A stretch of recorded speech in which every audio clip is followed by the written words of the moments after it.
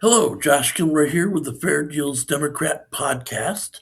It's been a while since the last podcast, um, mostly because I've been sick. I was sick for much of December and January, and then started a new job and moved to a new city, which took up a great deal of my time. So I'm glad to be back, starting hopefully much more regular podcasts. They'll be shorter than they were previously as I learn how to work this medium a little better. So, with that, let me jump into today's topic, which is Waymo.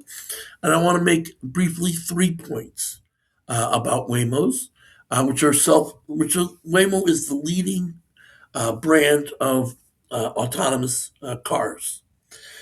So, Waymos are already active, mostly in the San Francisco area, but also in places like Phoenix, places that they have mapped out quite rigorously.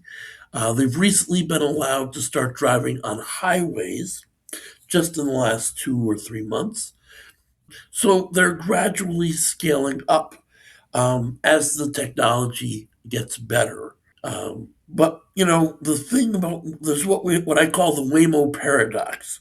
We're told that if you review the research, you see that self-driving cars is not a solved technology, but the reality is it's already much better now than the typical human driving. So we should be looking to expand Waymo and other similarly safe self-driving technologies.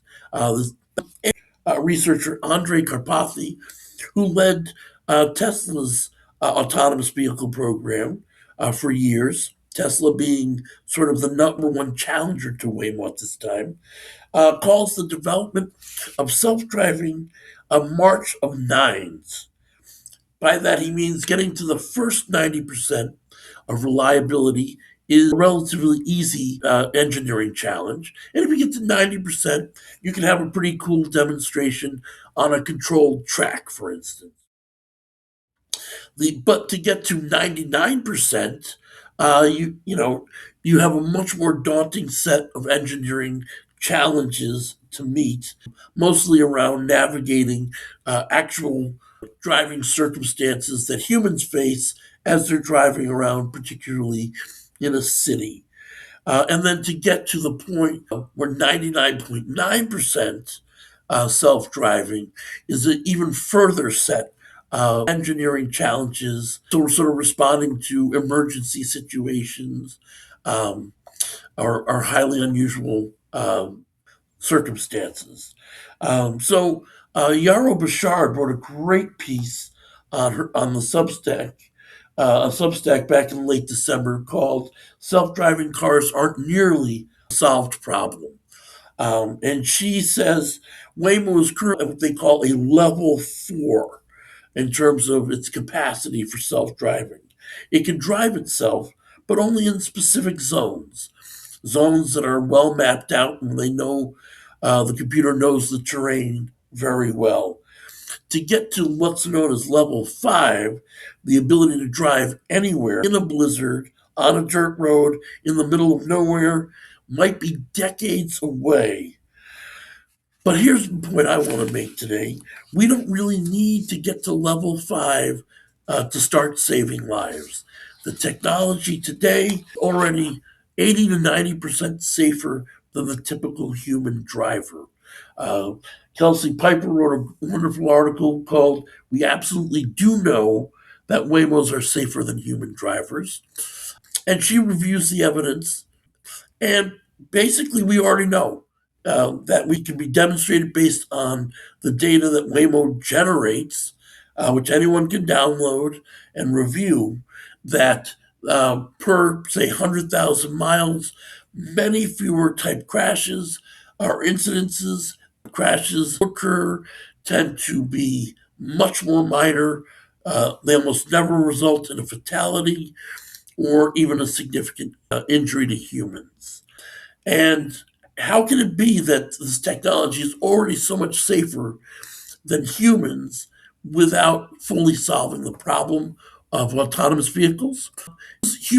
of these autonomous vehicles. I guess I should put autonomous in quotes there. They have what is called a fleet response. And so basically, these are a remote team of humans who, when the car enters into a situation where it needs assistance, it pauses or it moves to the side and it asks for help. The humans will use the sensors to review the situation. They will map out a safe response. If a tree has fallen in the middle of the street, they will use the information to, is it safe to go around the tree to the left or to the right? And then they'll propose that response to the computer. In the car, the computer will review that information. If they don't see any further complications, they will proceed down that route. So humans are still involved, and obviously the goal is ultimately to get humans out of the loop. But here's my point. If we're already 80 to 90% safer, instead of waiting, we should start thinking about how to scale this technology up, not just for Waymos, but just generally speaking. Instead of we're devoting all the research resources to solving the engineering problems of autonomy, some relatively small percentage, should be devoted to making the fleet response more effective, quicker, more comprehensive. And if we do that, we should be in a position to start scaling up these autonomous vehicles.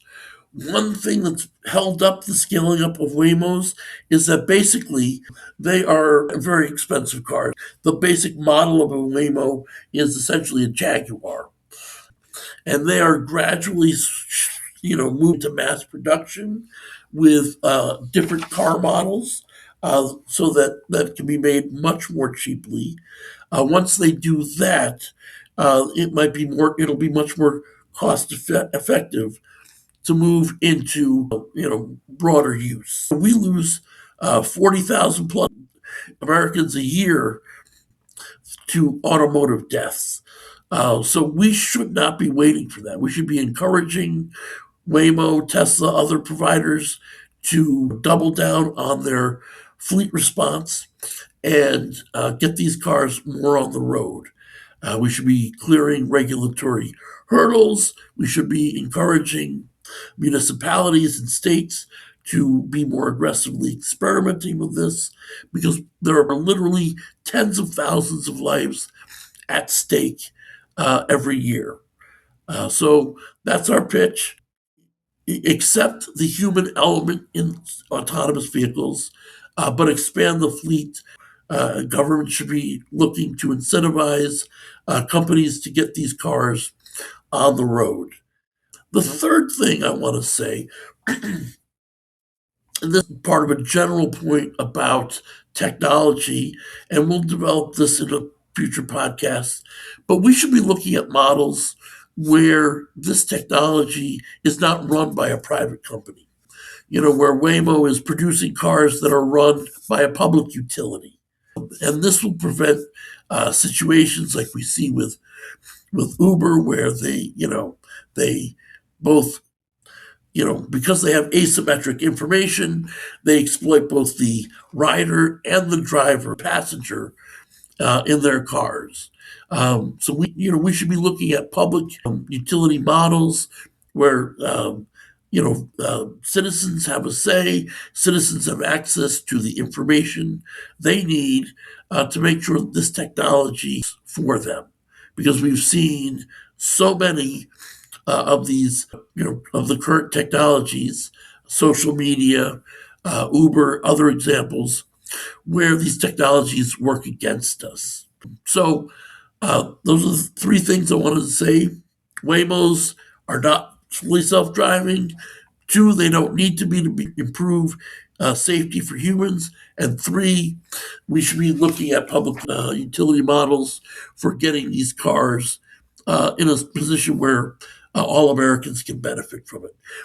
Again, I'm Josh Kilroy. Thank you so much for joining us. I look forward to talking with you soon.